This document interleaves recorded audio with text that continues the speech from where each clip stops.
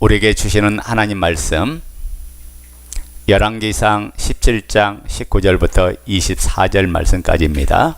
우리 19절부터 24절까지 다 같이 천천히 한 목소리로 합독합니다. 엘리야가 그에게 그의 아들을 달라 하여 그를 그 여인의 품에서 받아 안고 자기가 거처하는 다락에 올라가서 자기 침상에 누이고 여호와께 부르짖어 이르되 내 하나님 여호와여 주께서 또 내가 우거하는 집 과부에게 재앙을 내리사 그 아들이 죽게 하셨나이까 하고 그 아이 위에 몸을 3번 펴서 엎드리고 여호와께 부르짖어 이르되 내 하나님 여호와여 원하건대 이 아이의 혼으로 그의 몸에 돌아오게 하옵소서 하니 여호와께서 엘리야의 소리를 들으심으로 그 아이의 혼이 몸으로 돌아오고 살아난지라. 엘리야가 그 아이를 안고 다락에서 방으로 내려가서 그의 어머니에게 주며 이르되 보라 내 아들이 살아났느니라. 여인이 엘리야에게 이르되 내가 이제야 당신은 하나님의 사람이요 당신의 입에 있는 여호와의 말씀이 진실한 줄 아노라 하니라. 아멘. 예수님을 주로 선포하고 사는 삶은 그냥 믿는다고 되는 것이 아니죠. 믿을 만한 증거를 통해서 예수님이 바로 하나님이심이 증명되고 난 후에 끊임없는 훈련을 통해서 주되심을 선포하는 사람으로 만들어지는 거예요.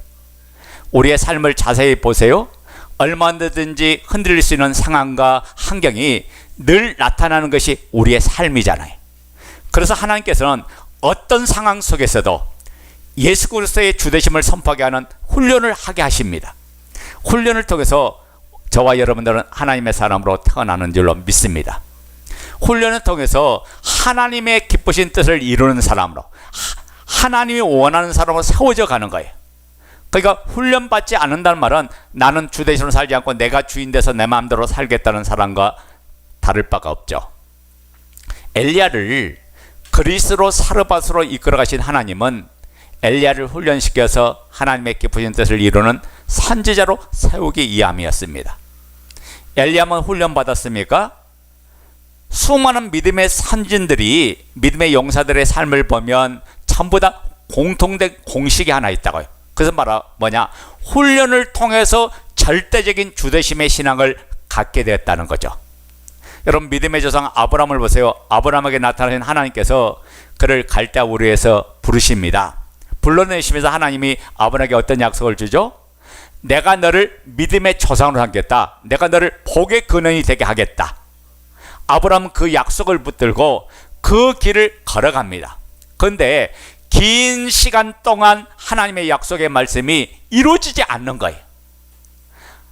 그때 아브라함은 흔들립니다. 아브라함에게 아들을 주어 민족의 조상이 되게 하겠다고 하셨는데 믿음의 조상은 고사하고 아브라함의 아내 사라의 태문이 열려지지 않는 거예요. 그래서 아브라함은 자기의 가정에 있는 종 그 엘리에셀을 하나님이 주실 아들로 대신하겠다고 하면서 그 아들을 그 종을 후사로 삼으려 했더니 하나님이 아니라고 하는 거예요. 그때 아브라함의 마음이 어떤 마음 들었을까요? 하나님이 이제는 주려고 하는갑다. 내가 종인 엘리에셀을 내 자식 삼겠다 했더니 사라를 통해서 주겠다고 하나님 말씀을 하시는 거 보니까 여러분 이때 아브라함이 얼마나 기대가 넘치겠어요. 그런데 시간이 또 흘러갑니다. 자식이 있어요? 자식이 생기지 않는 거예요. 그러자 부부가 또 의논합니다. 우리의 부부의 속에서 자식을 기대할 수 없으니까 차라리 내 몸종 중에 하나를 첩으로 삼아서 자식을 생산하자. 그리고 이 아들로 하여금 하나님이 주신 아들이라고 하자. 그런데 하나님은 그때도 아니라고 말합니다. 그들이 낙심했을 때 하나님이 찾아오셔서 말씀으로 믿음을 충전시켜 줍니다. 그러자 낙심의 자리에서 아브라함과 사라가 벌떡 일어나서 또 하나님의 약속을 기대하면서 그 시간을 기다려요. 그리고 넘어졌다가 일어났다가 넘어졌다가 일어났다가 자빠지다가 또 일어났다가 이 일들이 수없이 반복되는 과정을 통해서 드디어 아브라함이 100세에 아들을 낳게 되죠. 이때 아브라함은 모든 훈련이 끝난 줄 알았어요. 이제는 훈련소의 담을 허물어서 버리고 이제는 내가 하나님이 약속한 그런 사람으로, 축복의 사람으로, 나는 하나님의 사람으로 준비됐어 라는 생각을 가졌는데, 하나님께서 창세기 21장에 뭐라고 말합니까? 22장 1절, 우리 한번 찾아요. 창세기 22장 1절 이렇게 기록하고 있어요.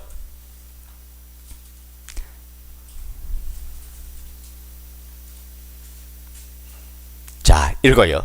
그 일 후에 하나님이 아브라함을 시험하시려고 그를 부르시되 아브라함아 하시니 그가 이르되 내가 여기 있나이다. 자, 그 일 후에, 오늘 엘리야에게 그 일 후에라는 내용과 동일하죠. 그 일 후에 하나님이 아브라함을 시험하시려고 엘리야를 이끌어 가신 그 일련의 공시가 똑같은 일을 펼쳐지는 거예요. 그 일 후에 하나님이 아브라함을 부르셨어요. 왜요? 아브라함의 훈련이 아직 끝나지 않았다는 거예요. 하나님은 아브라함을 마지막 훈련을 시켜가는 그 과정으로 아브라함이 가장 사랑하는 독자 이삭을 내게 바치라고 하나님 말씀하는 거예요. 이때 아브라함의 마음에 어떤 감정이 일어날까요? 하나님, 이게 뭡니까? 내가 그토록 오랫동안 약속을 기다렸다가 주신 그 아들을 하나님 내게 바치라고요? 그게 뭡니까? 왜 내게 이르십니까? 라는 그 기다림의 시간도 힘들었는데, 그래서 주시길래 이제는 끝인가 보다 라고 했는데, 또 사랑하는 아들 독자 이삭을 내게 내놓으라고요? 하나님 내게 왜 이러십니까? 라는 상황을 충분히 가질 수 있잖아요. 이와 마찬가지로 하나님 오늘 우리에게도 우리를 하나님의 사람으로 세워가는 과정들 속에서 하나님 왜 이러십니까? 라는 이 단계까지 우리를 이끌고 간다는 사실을 여러분 기억하시기 바랍니다. 하나님은 오늘 저와 여러분이 무늬만 그리스도인이 아니길 원합니다. 하나님은 우리가 몇 가지 영적인 체험을 맛보는 그 영적 체험에 맛보게 머물게 하지는 않기를 원하십니다. 그래서 우리가 이제 세 번째, 하나님 왜 이러십니까? 자, 보세요. 우리가 지난 시간에 하나님의 훈련 충분 조건 때문에 하나님은 사르밧의 과부의 아들의 죽음의 단계를 맞이하게 했다고 했어요. 두 번째 뭐니까? 우리의 신앙 인격을 변화시키고 성숙시키기 위해서 사르밧에서 완전히 엘리야를 녹이시고 엘리야를 새로운 사람으로 태어나게 만들었어요. 그렇다면 세 번째 뭡니까? 그 과정 속에서 하나님은 기도의 훈련을 시키고 기도의 체험을 가지러 하기 위해서 하나님이 하나님 왜 이러십니까? 라는 그 현장으로 우리를 데려가시더라는 거예요. 여러분, 지금까지 우리 4시간의 과정을 살펴보면서 깨닫는 게 뭡니까? 이 훈련의 과정을 가만 살펴봤더니 엘리야가 기도했던 내용이 없더라고요. 그 언급이 전혀 없었던 거야. 여러분, 엘리야는 순종했어요. 엘리야는 참았어요. 엘리야는 기다렸던 게 전부예요. 굉장히 피동적인 신앙의 형태였어요. 수동적인 신앙이 아니었어요. 그런데 죽음이라는 이 절망의 상황과 맞닥뜨리니까 엘리야가 기도하기 시작합니다. 피동적인 신앙에서 능동적인 신앙으로 바뀌고 그 문제를 해결한 적극적인 신앙으로 엘리야가 바뀌기 시작해요. 그래서 현재 놓여있는 그 상황을 기도로 해결하기 위해서 기도의 무릎을 꿇고 몸부림치는 것을 여기에서 우리에게 보여줍니다. 자, 우리 본문 열왕기상 17장 21절 읽어요. 시작. 그 아이 위에 몸을 3번 펴서 엎드리고 여호와께 부르짖어 이르되 내 하나님 여호와여 원하건대 이 아이의 혼으로 그의 몸에 돌아오게 하옵소서 하니. 여러분의 인생의 쓴맛을 볼 때, 내 인생의 죽음 같은 절망의 상황이 마주할 때 여호와께 부르짖어 기도하십니까? 아니면 어떻게 하든지 이 상황을 이 마음을 피하여 가보려고 하지 않습니까? 어떻게 하든지 이것이 나 때문이 아니라고, 남 때문이라고, 환경 탓하고 상황 탓하고 문제 탓하고 있지는 않는지요? 전혀 나를 돌아보지 않고 해가지 않는 그런 상황은 아닙니까? 여호와께 부르짖었다고 했어요. 엘리야는 이 시간 엘리야가 되는 순간이 언제냐? 여호와께 부르짖을 때 엘리야가 되는 시간이에요. 여러분, 엘리야라는 이름의 의미가 나의 하나님이란 말이에요. 야훼는 엘리, 나의 하나님이다, 그 말이에요. 여호와는 나의 하나님이시다. 엘리야에게 하나님께서 나의 하나님 되는 순간이 언제냐면 여호와를 향하여 부르짖을 때 나의 하나님이 됐던 거예요. 여러분 이미테이션이었던 엘리야가 살아버려서 완전히 녹아져 버리고 이곳에서 진짜 하나님의 종인 엘리야로 재련되어서 나오고 있는 순간이죠. 여호와는 나의 하나님이라는 것이 지식에 머물러 있지 않고, 여호와는 나의 하나님이라는 것이 고해에만 머물러 있지 않고, 여호와는 나의 하나님이라는 것이 그 삶 속에서 녹아져서 그 삶에 어찌할 수 없는 소원과 부딪힐 때 하나님을 붙들고 부어지는 그 순간에 그 신앙이 진짜가 되는 거예요. 그때 정말 엘리야가 되는 거예요. 하나님은 오늘 우리가 엘리야 되기를 원하셔서 우리의 삶 속에 죽음의 이 길을 만나기를 하고 여러 가지 절박한 환경을 만나게 하면서 그 자리까지 내려가게 하시면서 하나님을 체험하게 해 주십니다. 오늘 여호와는 나의 하나님이시라고 외치면서도 하나님께 기도하지 않고 내 방법으로, 내 생각으로, 내 중심으로 문제를 해결하려면 훈련되지 않은 그리스도인이라고 해요. 무늬만 그리스도인이에요. 훈련 받아야 될 그리스도인이죠. 이게 내가 하나님 앞에 전폭적으로 기도하는 그 은혜 속에 들어갈 때 하나님의 은총을 경험하고 하나님의 놀라운 사랑을 경험합니다. 여러분, 기도의 자리가 하나님을 경험하는 시간이야. 하나님을 체험하는 시간, 하나님 만나는 시간이야. 그래서 여러분의 기도가, 그 시작된 기도가 하나님 앞에 문제를 가지고 났던 내 기도가 어느덧 하나님을 알아가는 기도, 하나님을 체험하는 기도, 하나님의 은혜와 능력으로 충만하게 체험되는 그런 기도로 변화되는 역사가 일어날 때 하나님의 손에 붙들림받아 쓰임받는 우리 모두가 되어질 줄로 믿습니다. 기도의 사람이 신앙의 삶을 사는 사람이에요. 이런 절망의 상황을 마주할 때 사람을 찾거나, 이런 절망의 상황을 맞이할 때 사람의 손에서 도움을 얻거나, 사람에게서 위로를 받거나, 사람을 주목하거나, 사람을 의지하거나, 내 책임을 전가하며 다른 사람을 원망하거나, 이것은 신앙의 삶이 아니라고 이야기하는 거예요. 여러분, 여러분의 삶이 교회 활동으로 자신을 소개하는 정도의 삶을 살기를 원치 않습니다. 교회에 내가 다니고 예배를 드리는 것으로, 교회 나와서 내가 찬양하는 것으로, 또 교회 와서 안내하고 차량 봉사하는 것으로 자신을 속이면 안 돼요. 이런 행위로 내가 하나님의 참 사람으로 주되심의 신앙의 삶을 살고 있다고 자신을 속이면 안 되죠. 교회 직분 받은 것으로 나는 권사요, 나는 장로요, 나는 집사이기 때문에 나는 주되심으로 삶을 산다고 하는 자신을 속이는 어리석은 자가 되면 안 돼요. 여러분, 오늘 이 시간 하나님 묻는 거예요. 내가 정말 엘리야인가? 여호와는 나의 하나님을 내 삶 속에 살아내는 진짜 신앙인인가? 나는 정말 하나님이 원하는 엘리야인가? 우리 자신을 살펴보면서 믿음의 결단이 일어나기를 예수 이름으로 축원드립니다. 자, 고린도서 13장 5절 보겠습니다.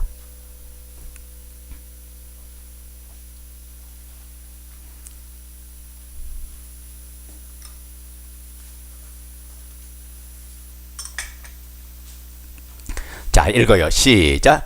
너희는 믿음 안에 있는가? 너희 자신을 시험하고 너희 자신을 학정하라.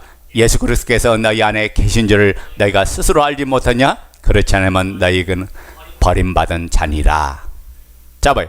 내 자신이 정말 하나님 안에서 온전한 그분의 얻음을 얻고 있는가?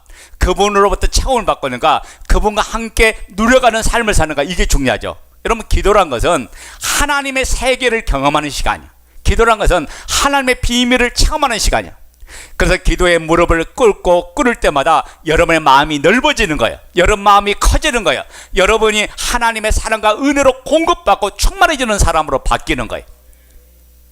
그래서 기도가, 어떤 문제가 있어 시작된 기도가 어떻게 바뀝니까? 하나님의 그 넓은 세계, 하나님의 영적인 세계에서 하나님 주신 귀한 은혜를 사모하면서 체험하면서 그 자리에 나가니까 기도하는 시간이 즐거운 거예요. 기도하는 시간이 기쁜 거예요. 기도하는 시간이 감사가 되는 거예요. 기도하는 시간이 행복한 시간으로 바뀌는 거예요. 오늘 우리 공동체가 기도하는 일에 등하지 않기를 원합니다. 여러분, 문제 때문에 시작된 그 기도가 하나님의 인재를 경험하고 하나님의 사랑을 경험하고 하나님의 능력을 경험하는 그 기도의 자리로 나가기를 원합니다. 하나님은 저와 여러분들을 훈련시켜서 하나님이 원하는 사람, 하나님 기뻐하는 사람으로 세우기를 원해서 하나님만을 자랑하는 사람으로 세우기 위해서 이 훈련을 하나님은 허락해 주셨습니다. 열왕기상 17장 21절. 자, 읽어요. 그 아이의 몸을 세 번 펴서 엎드리고 여호와께 부르짖어 이르되 내 하나님 여호와여 원하건대 이 아이의 혼으로 그의 몸에 돌아오게 하옵소서. 엘리야가 그 아이의 몸에 세 번 펴서 엎드리고 여호와께 부르짖어 이르되, 자, 본문 자세 보세요. 이것이 기도의 어떤 테크닉과 어떤 방법을 가르쳐 주는 게 아니라 기도의 원리를 지금 가르쳐 주고 있다고요. 여러분 봐요. 아이가 죽었어요. 해결할 수 없는 그 죽음 같은 그 문제. 사르밧 가업의 아들이 죽었습니다. 근데 문제에 나 자신을 끊고 자신을 하나님께 내어드리는 것, 그것이 바로 기도라는 걸 우리에게 가르쳐 주는 거예요. 엘리야는 이 문제가 저리 가든지 나를 피해 가든지 이것을 원한 것이 아니라, 이 문제에 엘리야가 몸을 세 번 엎드렸다는 것은 자신을 여기에 완전히 내놓았다는 거예요. 그리고 그 문제와 자신 전체를 하나님께 내어놓는 것을 이야기합니다. 하나님 보세요. 내 인생이 이것 때문에 힘들고 이것 때문에 어렵습니다. 하나님 보시고 하나님 방법으로 하나님 때 하나님이 주실 것으로 내게 허락해 주옵소서라고 했던 거예요. 여러분, 이 죽은 아이 한 명 살려가는 엘리야의 기도의 처음이 이스라엘 민족 전체를 살리는 기도로 발전시키는 거예요. 이스라엘 민족 전체를 살리기 위해 하나님은 한 어린아이의 그 죽음과 직면하게 하는 그 기도에 훈련을 시키고 그 기도에 아이가 살아나는 그 체험을 하게 해서 하나님은 민족을 살리는 기도로 엘리야를 내몰았던 거예요. 그러니까 잘 보세요. 엘리야의 이 훈련 과정은 18장을 위한 사건을 위한 훈련이었다고요. 무슨 말이냐면 이 기도는요, 갈멜산 싸움의 전초전이었어요. 올해 열왕기상 18장 37절 한번 보겠습니다. 열왕기상 18장 37절. 자, 읽어요. 시작. 여호와여 내게 응답하소서, 내게 응답하옵소서. 이 백성에게 주 여호와는 하나님이신 것과 주는 그들의 마음을 되돌이키심을 알게 하옵소서 하매. 자, 봐요. 한 명 아이를 살리는 이 기도의 훈련 없이 민족을 살리는 기도를 할 수가 없어요. 왜요? 아이의 죽음의 문제를 해결하지 못하는데 어떻게 바알의 신과 아세라의 신과의 그 거짓 선지자들과 가서 나가서 당당하게 하나님은 살아계신다, 능력의 하나님이다, 기적의 하나님이다, 이걸 선포할 수 있었을까요? 이 한 명의 아이를 살리는 기도를 통해서, 이 기도의 체험을 통해서 민족을 살리는 기도의 역사가 일어났던 거예요. 여러분 봐요. 건물을 지는데 1층 없이 2층을 지을 수 있어요? 없죠. 씨를 뿌리지 않는데 열매를 거둘 수 있습니까? 훈련 없이 계급장을 달 수 없듯이, 여러분 오늘 우리의 삶 속이 기도라는 이 지경을 통해서 하나님을 더 깊이 체험하고 더 깊이 만나고 더 깊이 경험하는 역사가 일어나길 원합니다. 그래서 매일매일의 기도가요, 여러분 기다리는 사람은 그리스도의 소망 속에 사는 사람이고 주 대신만 바라보고 그분을 향하여 나가는 사람입니다. 여러분, 목사인 저도요, 날마다 기도하는 것 자체가 영적 싸움이에요. 여러분, 목사님이니까 당연히 하겠지. 아니요, 저도 사람의 몸을 갖고 있어요. 인간의 몸을 갖고 있잖아. 저도 육신을 가지고 있는 존재예요. 그러니까 좀 더 쉬고 좀 더 편하게 하고 싶은 마음이 누구보다도 있는 사람이에요. 왜? 육체적인 여러 가지 연약한 조건이 있다 보니까 남보다 더 쉬고 싶은 이런 내용들이 많잖아요. 그런데 그것을 끊고, 피곤하지만은 내가 하나님 앞에 드려질 때 같이 성도들과 함께 새벽을 깨우고 함께 예배를 드려야 되게 피곤함을 이기고 나오는 거예요. 아멘. 그것이 내가 해야 될 사명이니까 그 자리에 나가는 거예요. 저도 어떤 때는요, 쉬고 싶어요. 그만 일주일이라도 푹 편하게 쉬고 싶다, 그런 마음이 들 때가 있어요. 근데 그 마음에 들어도 그 마음을 이기고 나오는 것은 내가 기도하는 자리에 가야 살아나니까, 기도하는 자리에 나가야 함께 우리 공동체가 움직여 나가니까, 그래서 기도의 자리에 나가서 하나님의 이름을 부르고 예수 그리스도의 이름을 가지고 기도하면서 주님을 만나는 역사를 경험하는 거죠. 오늘 우리의 삶 속에서 이 기도의 자리에서 주를 만나고 주를 경험하는 역사가 있기를 원합니다. 여러분, 요한복음 14장 1절 보면 너희는 마음에 근심하지 말라, 하나님을 믿으니 또 나를 믿으라고 했어요. 자, 우리의 삶 속에는 여러 가지 문제 만나고 사건 만나고 환경 만나면 내 안에 근심과 염려와 걱정으로 가득 차 있어요. 근데 주님께서 제자들에게 그랬죠. 제자들도 염려, 걱정, 근심이 없는 게 아니라 염려할 상황, 근심할 상황, 불안할 상황, 문제를 가진 상황이 있는데 그때 주님께서 뭐라고 해요? 야, 너 염려 대신에 기도해라. 근심 대신에 기도해라. 불안 대신 기도해라. 근심 대신 염려 대신 원망 대신에 책임 전가 대신에 기도하라. 그러면 내가 새 일을 행하라. 이게 하나님 주신 말씀이에요. 저는 오늘 이 말씀이 여러분 심령 속에 확신되어지길 원합니다.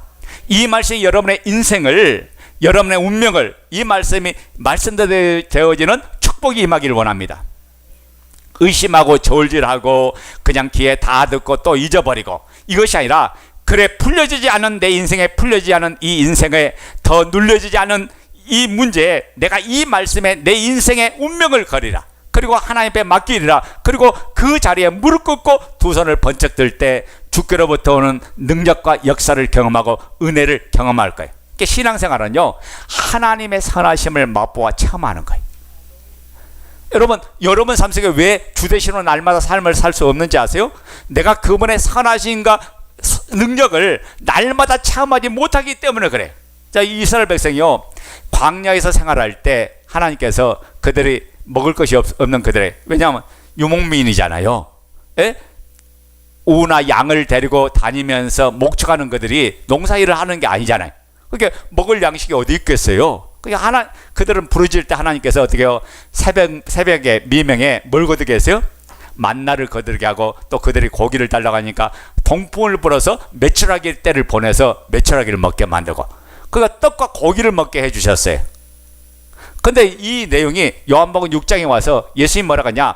너희가 광야에서 너희 이스라엘 백성들이 만나와 메추라기를 먹었지만 그 만나의 주인이 누군지 아냐? 바로 나다. 예수 그리스도라고 이야기했어요. 그래서 사람이 떡으로만 살 것이 아니라 육신적인 먹고 마시는 거 사는 게 아니라 너희가 생명을 얻어야 사는 거다. 그러면서 뭐래요? 내 말이 영이요 내 말이 생명이라고 이야기했어요. 예수님의 말씀을 먹어야 영적으로 살아가는 거예요. 육신은 떡을 먹어야 되지만은 영은 생명의 말씀을 먹어야 사는 거예요. 사람이 떡으로만 사는 게 아니라 영을 가진 존재에게 우리는 생명의 말씀을 먹어야 사는 줄로 믿습니다.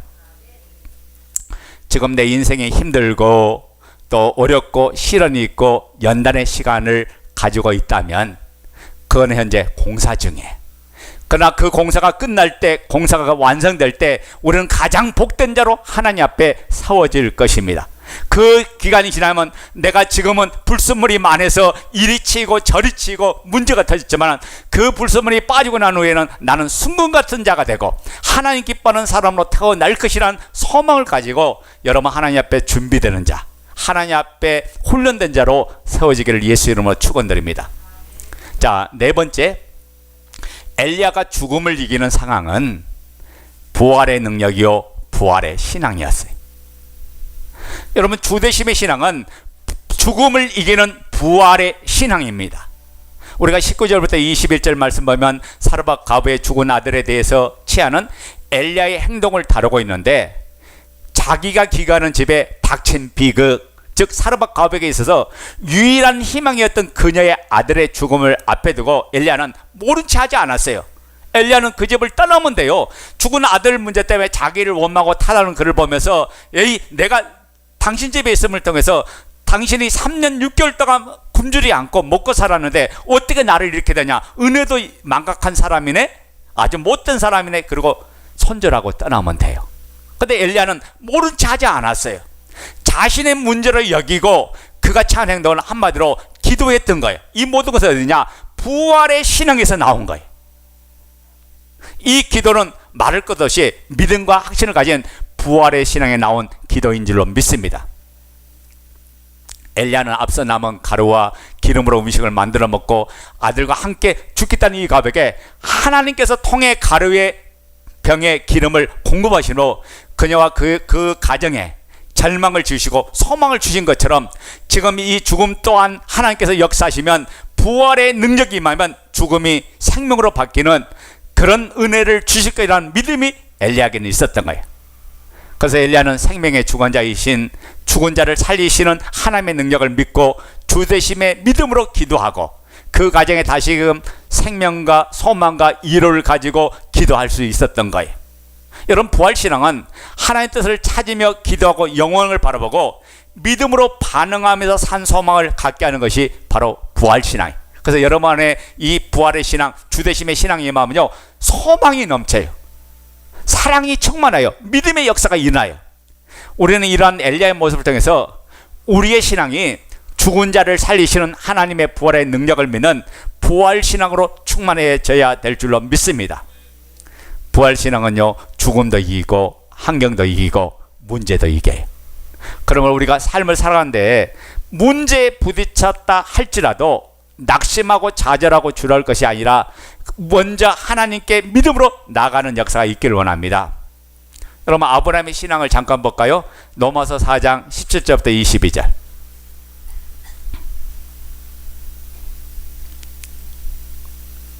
신약성경 로마서 4장 17절부터 22절. 자, 읽어요. 시작. 기록된 바 내가 너를 많은 민족의 조상으로 세웠다 하신가 같으니 그가 믿은 바 하나님은 죽은 자를 살리시며 없는 것을 있는 것으로 부르시는 이시니라. 아브라함이 바랄 수 없는 중에 바라고 믿었으니 이는 내 후손이 이 같으리라 하신 말씀대로 많은 민족의 조상이 되게 하려 하심이라. 그가 백세나 되어 자기 몸이 죽은 것 같고 사라의 태가 죽은 것 같음을 알고도 믿음이 약하여 지지 아니하고 믿음이 없어 하나님의 약속을 의심하지 않고 믿음으로 견고하여져서 하나님께 영광을 돌리며 약속하신 그것을 또한 능히 이루실 줄 확신하였으니 그러므로 그것이 그에게 의로 여겨졌느니라. 자, 아브라함은 하나님을 어떤 하나님 알았어요? 첫째로 죽은 자를 살리시는 하나님으로 알았어요. 둘째로 뭘로 알았습니까? 없는 것을 있게 하시는 하나님, 부르시는 하나님. 세 번째 뭡니까? 21절 약속하신 것을 능히 이루시는 하나님으로 아브라함을 알았다고요. 여러분, 아들이 지금 번제에 모리아산에서 번제를 하면 아들이 죽는 거예요. 근데 그 아들이 죽을지라도 하나님께서 나로 하여금 땅의 모래처럼 바다의 별처럼 수많은 후손을 주겠다는 약속을 한다면 하나님께서 이 아들을 살려줄 것이라는 믿음이 아브라함에게 있었어요. 애아들 이삭을 바치라는 하나님의 명령은요, 잔인하지 많지 무서운 명령이죠. 근데 아브라함이 이 일을 뭘로 합니까? 아멘으로 순종합니다. 그가 아멘하는 순간 그 아들은 죽는 거예요. 모리아 땅으로 행하던 3일의 기노는 이삭이 죽은 상태나 다름없어요. 모리아산에 지정된 한 제단에서 아브라함이 칼을 드는 순간 죽은 자를 살리시는 하나님을 아브라함은 거기서 체험합니다. 하나님은 죽은 자도 살리시는 하나님이구나. 하나님 우리 죽은 영혼을 살리십니다. 하나님은 죽은 생활을, 무너진 우리의 삶을, 죽은 가정을 일으켜 세우시는 분이 바로 하나님이세요. 그래서 여러분이 절망하고 낙심하고 좌절할 것이 아니라 모든 환경에서 살아서 역사하는 그 하나님을 날마다 경험하고 체험하기를 원합니다. 두 번째 뭡니까? 없는 것을 있는 것 같이 부르시는 하나님. 여러분 보세요. 아브라함의 나이가 99세까지 그 일정을 잘 배우면 이미 몸이 단산됐어요. 아브라함과 사라가 애 낳을 수 없는 몸이야. 이미 죽은 몸이야. 그러니까 할아버지가 99세 된 할아버지와 89세 된 할머니가 애 낳았다는 소식이 있어요? 없잖아요. 왜? 몸이 이미 경수가 끊어져서 여자로서의 아이를 낳을 수 있는 몸이 이미 죽어 있는데 어떻게 애를 가질 수 있어요? 애를 낳는 것 자체가 있을 수 없는 사건이야.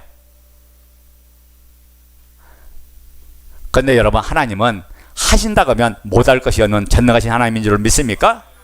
그러니까 우리의 모든 생활에 없는 것이 문제가 아니라 믿음이 없다는 이 사실을 여러분 깨달아야 돼. 내가 하나님의 능력을 제한하지 말라고 해요. 하나님의 역사를 제한하지 말라고 해요. 여러분, 딸만 다섯 돈 집사님이 눈물 뿌리며 기도할 때 하나님께서 아들을 얻게 해줬대요. 그 40이 넘은 어느 자매가 예수 믿고 아들을 얻었다고 너무 기쁘고 즐겁다고 이야기하는 거예요. 여러분, 인간의 방법으로는 안 되지만 하나님이 개입하시면 우리의 삶에 새로운 역사가 일어나고 죽은 것이 살아나는 역사가 일어날 줄로 믿습니다.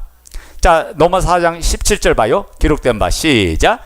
기록된 바 내가 너를 많은 민족의 조상으로 세웠다 하신 것 같으니 그가 믿은 바 하나님은 죽은 자를 살리시며 없는 것을 있는 것으로 부르시는 하나님. 여기 보면 아브라함의 신앙이 어떤 신앙인지를 정확해요. 그가 믿은 바 하나님은, 그가 믿은 바 하나님이라고 했잖아요. 아브라함 믿음에서 누구냐? 사람이 아니에요. 물질이 아니에요. 땅이 아니에요. 친구가 아니에요. 권력이 아니에요. 가족이 아니에요.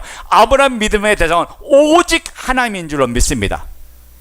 아브라함에게 있어 하나님은 절대적이었다고요. 차선이 아니에요. 이거 다른 말로 하면 아브라함의 하나님은 모든 것보다도 최우선이었다고 말이에요. 그분의 믿음이 아브라함에게 주어지니까 그분이 이제 하나님의 아브라함에게 모든 것이 되어버렸어요. 오늘 이같이 우리에게도 동일합니다. 하나님이 전부인 줄로 믿습니다. 예수를 주로 영접하니까 그분이 나의 창조주시고 그분이 나의 하나님이시고 그분이 나의 주인이시구나. 나의 모든 것이 되어진 그분 앞에 내가 주되심의 신앙을 가질 때 빛을 발하고 하나님의 뜻을 이루가는 가장 복된 자로 삶을 살아갈 수 있는 거예요. 그래서 아브라함은 이 약속된 말씀을 듣고 믿음의 길을 한 발 한 발 걸어갈 수 있었던 거예요. 순종하는 그 길이 아브라함에게는 완전히 하나님을 더 신뢰하고 주되심으로 가는 길이 된 줄로 믿습니다. 여러분, 어떻게 보면 3일길은 아브라함에게 너무 힘든 길이었을 거예요.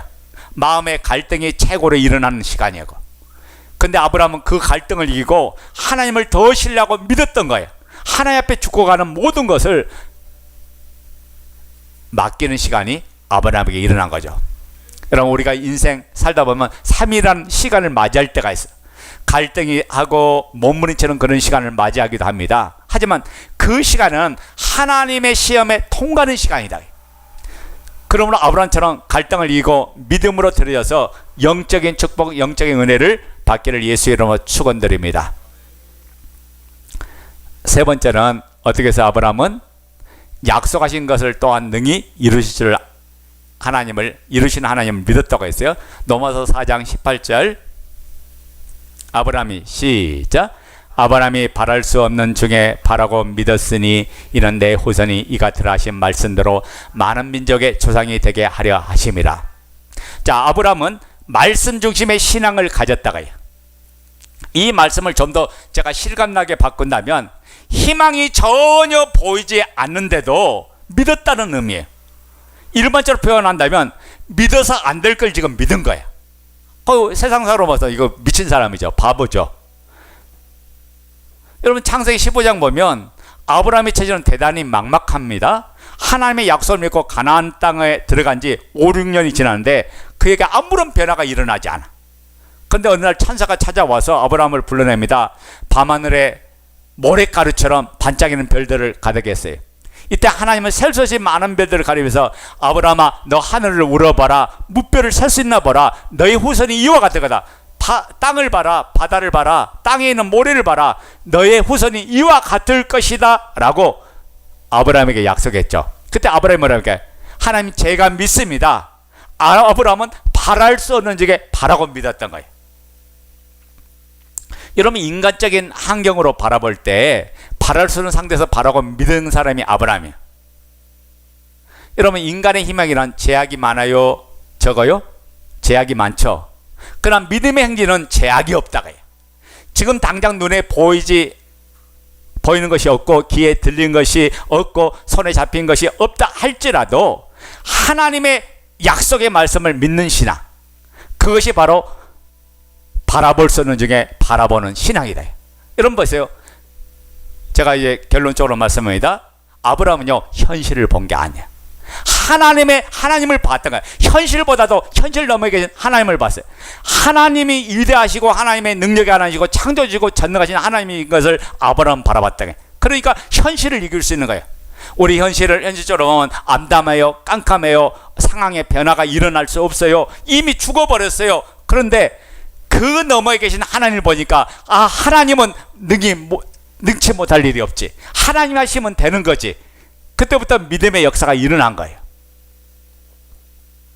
그러므로 여러분, 문제가 발생할 때 우리의 힘으로 해보다가 안 되면 포기하지 말고 그 제한적인 믿음으로 움직이지 말고 하나님의 무한하신 그 믿음의 약속을 붙잡고 말씀을 붙잡고 신뢰하면서 여러분이 걸어가는 역사가 있기를 원합니다. 그래서 여러분이 말씀을 통해서 내 믿음이 점검돼야 돼. 내 믿음이 어느 수준인가, 내 믿음이 어떤 상황인가. 여러분, 기도가 하나님의 말씀을 붙들게 만들어요. 기도가 하나님의 말씀을 누리게 만들어요. 하나님의 모든 상황을 바꾸게 하는 게 기도예요.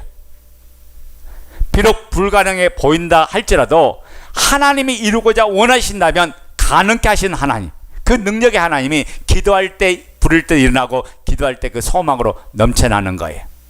오늘 엘리야가 이 약속된 말씀 붙잡고 승리하고 이겨나간 것처럼 여러분이 이 말씀을 붙잡고 부를 때 일어나는 신앙이 되어지기를 예수 이름으로 축원드립니다. 아멘.